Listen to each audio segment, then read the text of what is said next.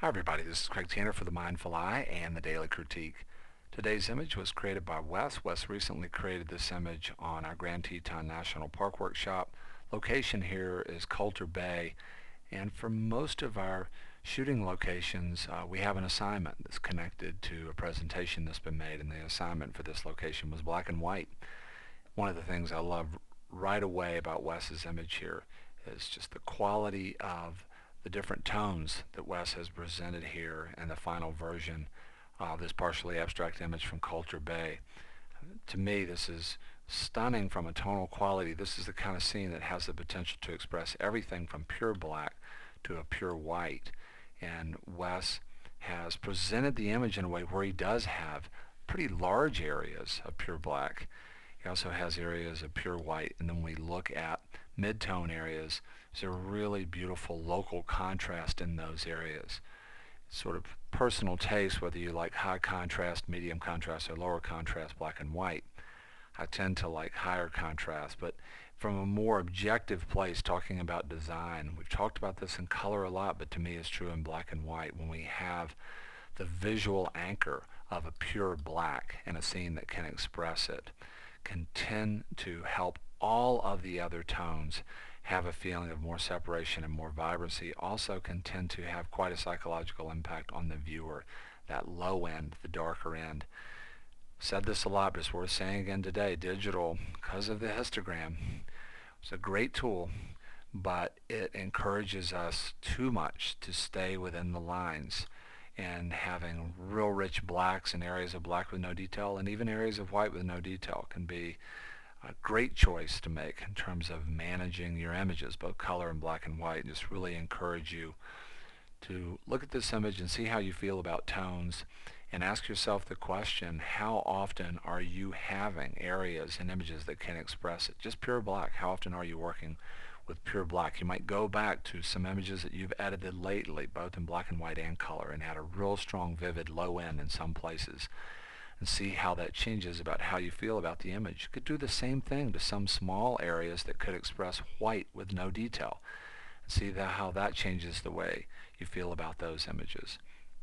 Another thing that I wanted to talk about today, that I talk about a lot, I talk about repetition and how it can unify, but one of the really beautiful things to me about this image is a great example of two things that you can do with repetition that can really help your work. If you're trying to work traditionally, photograph beautiful things beautifully, think about repeating design motifs where you have different subjects that are repeating the same design motif. And to me, one of the most powerful ways to work with rhythm is to repeat shapes or qualities of lines. So you're seeing that in the rocks. You have this feeling of arcing lines over and over and over again. And then we go out to the water. This is all water and reflections, but it's different zones of reflected subjects. Here the mountains, and here formations on the sky. We look at all of these different subject areas. We're seeing this feeling of the same quality of line and shape. So when we can repeat the same design motif across different subjects, it tends to have a very powerful unifying effect. It also tends to be dynamic. If we just have a pattern where we're looking at one subject and you just have some shape or some line that's repeating on one subject over and over and over again, that can be really static and boring. And so pushing the idea of repetition in this way, repeating the same design motif in different subjects. And then Wes has something else here that's very powerful.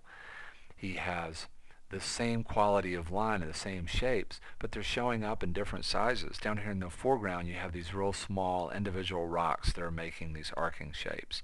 And in the background you have this big sweeping line of the mountain. It makes the same shape, but makes it in a much broader way. And when we can do that, when we can take two things that are the same, so the letter A, and then present them in a way where they're showing up, at least in one aspect, where there's a feeling of things being very dynamic. So these are both A's, but one is very much larger than the other. It's a very, very powerful way to work with the idea of repetition. And that really leads me to what I feel like is the most important part of this image. And it's, to my mind's eye, this subject right here. It's this very high contrast, squiggly line. To me, it's doing a couple of things. It's helping to connect these different zones of information. In the lower part of the image, it literally connects them. There's such a strong implied energy that to me it continues to connect all the different areas.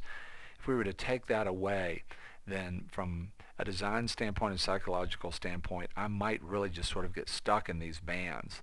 And what's so beautiful to me about this movement is that you have all this horizontal movement, and all of that could sort of keep these different areas separated from each other. Then you have something that cross-hatches over it in a very dynamic way.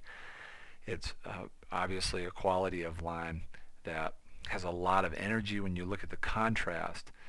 It's also the very thing that I was just talking about. It's the same quality of line and shape, but now it's showing up in probably the most dynamically different way than anywhere else in the image. It's also a unifying concept because it's a line that connects all these horizontal movements of subjects. Now, I've sort of set you up. I've talked a lot about that. Now I want to show you what this subject is. This is another picture that Wes took. It's a much more literal picture. You get a sense of the mountains here in the lake at Colter Bay. And here's his subject. It's a jet trail, and that's a pretty fresh jet trail. Here's a jet trail that's had a chance to break up a little bit in the wind. Here's another one that's broken up a lot in the wind. For a lot of photographers trying to shoot literal here, the jet trails would be a major distraction, and you'd already be thinking about getting rid of them. And so another potentially very powerful takeaway from Wes's image is that because he moves away from the literal and he goes to the abstract, and he can now just express this subject in terms of the intrinsic ideas there, quality of line and shape, then we can choose this as a subject instead of being frustrated by it or aggravated by it.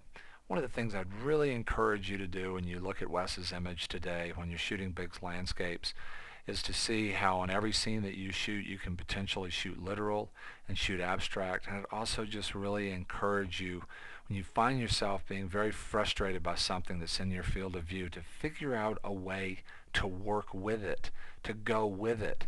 If we're constantly putting our hands up and trying to change things and stop things, and we're constantly limiting, and we're saying, I'll only shoot in this narrow section, it's tiring. I know, because I burnt myself out shooting literal landscapes like that. So many potential powerful takeaways from Wes's beautiful image today. I want to say a huge thank you to Wes for sharing it with us, participating in our Grand Teton National Park Workshop. I want to say a big thank you to you for being here. Hope to see you again real soon on The Mindful Eye.